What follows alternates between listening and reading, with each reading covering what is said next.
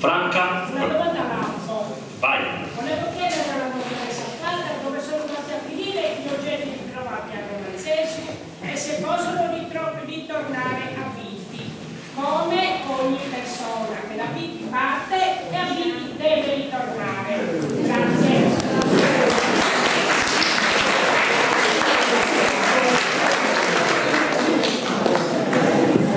È quasi una minaccia.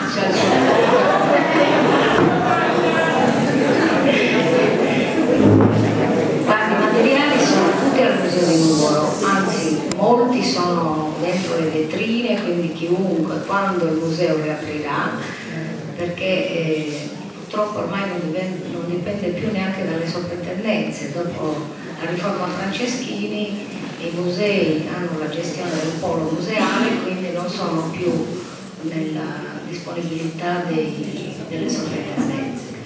I materiali sono proprietà dello Stato, non sono proprietà dei pittesi, proprietà degli olonesi, e quindi devono confluire in una struttura dove tutti hanno il diritto di andarli a vedere.